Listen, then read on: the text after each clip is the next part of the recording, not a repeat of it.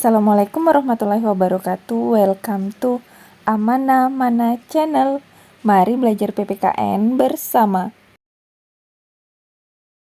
Di video kali ini kita akan membahas tentang materi PPKN bab 2 bagian A untuk kelas 12 SMA SMK. Pada bab 2 membahas tentang perlindungan dan penegakan hukum di Indonesia. A. Hakikat perlindungan dan penegakan hukum. 1. Konsep perlindungan dan penegakan hukum. Gambar ini merupakan contoh tindakan terhadap pelaku pelanggaran aturan. Menurut Andi Hamzah, perlindungan hukum dimaknai sebagai daya upaya yang dilakukan secara sadar oleh setiap orang maupun lembaga pemerintah swasta yang bertujuan mengusahakan pengamanan, penguasaan, dan pemenuhan kesejahteraan hidup sesuai dengan hak-hak asasi yang ada. Dengan demikian, suatu perlindungan dapat dikatakan sebagai perlindungan hukum apabila mengandung unsur-unsur sebagai berikut. 1. Adanya perlindungan dari pemerintah kepada warganya. 2. Jaminan kepastian hukum.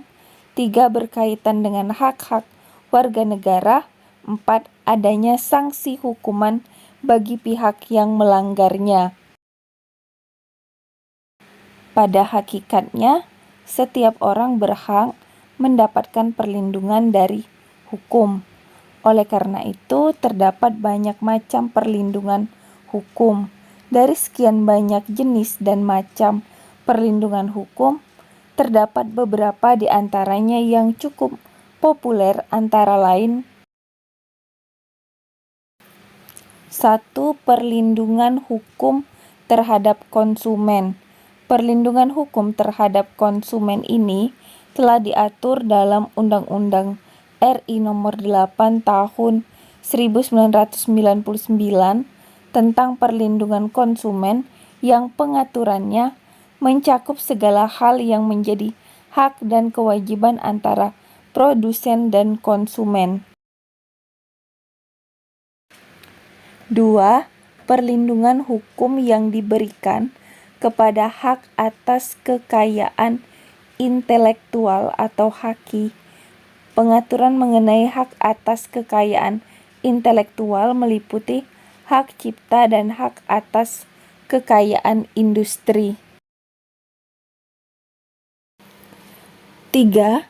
Perlindungan hukum terhadap tersangka diberikan berkaitan dengan hak-hak tersangka yang harus dipenuhi agar sesuai dengan prosedur pemeriksaan sebagaimana diatur dalam peraturan perundang-undangan. 2. Pentingnya penegakan dan perlindungan hukum. Penegakan dan perlindungan hukum sangat penting dilakukan karena dapat mewujudkan hal-hal berikut. 1. Tegaknya supremasi hukum.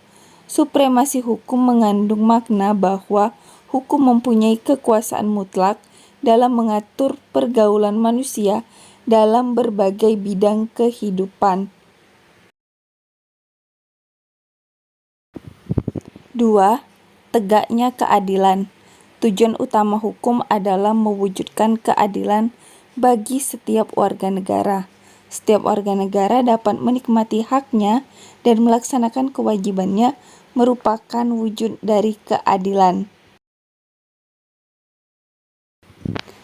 3. Mewujudkan perdamaian. Kehidupan yang diwarnai suasana yang damai merupakan harapan setiap orang. Perdamaian akan terwujud apabila setiap orang merasa dilindungi dalam segala bidang kehidupan. Hal itu akan terwujud apabila aturan-aturan yang berlaku dilaksanakan. Menurut Surjono Sukanto, keberhasilan proses Perlindungan dan penegakan hukum tidaklah semata-mata menyangkut ditegakkannya hukum yang berlaku, akan tetapi sangat tergantung pula dari beberapa faktor antara lain. 1. Hukum. Dalam hal ini yang dimaksud adalah undang-undang dibuat tidak boleh bertentangan dengan ideologi negara, dan undang-undang dibuat haruslah menurut ketentuan yang mengatur kewenangan pembuatan undang-undang sebagaimana diatur dalam konstitusi negara, serta undang-undang dibuat haruslah sesuai dengan kebutuhan dan kondisi masyarakat di mana undang-undang tersebut diberlakukan. 2. Penegak hukum, yakni pihak-pihak yang secara langsung terlibat dalam bidang penegakan hukum. Penegak hukum harus menjalankan tugasnya dengan baik sesuai dengan peranannya masing-masing yang telah diatur dalam peraturan perundang-undangan. 3. Masyarakat, yakni masyarakat lingkungan di mana hukum tersebut berlaku atau diterapkan. Maksudnya, warga masyarakat harus mengetahui dan memahami hukum yang berlaku, serta menaati hukum yang berlaku dengan penuh kesadaran akan penting dan perlunya hukum bagi kehidupan masyarakat. 4. Sarana atau fasilitas yang mendukung penegakan hukum. Sarana atau fasilitas tersebut mencakup tenaga manusia yang terdidik dan terampil, organisasi yang baik, peralatan yang memadai, keuangan yang cukup, dan sebagainya. Ketersediaan sarana dan fasilitas yang memadai merupakan suatu keharusan bagi keberhasilan penegakan hukum.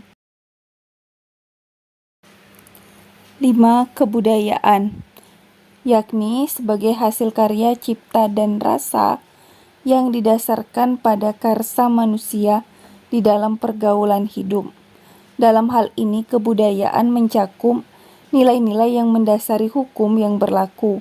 Nilai-nilai mana merupakan konsepsi-konsepsi abstrak mengenai apa yang dianggap baik sehingga dianut dan apa yang dianggap buruk sehingga dihindari. Thanks for watching. Terima kasih yang sudah menyaksikan video ini sampai selesai. Semoga bermanfaat dan jangan lupa subscribe, like, share, and comment ya. Oke, terima kasih.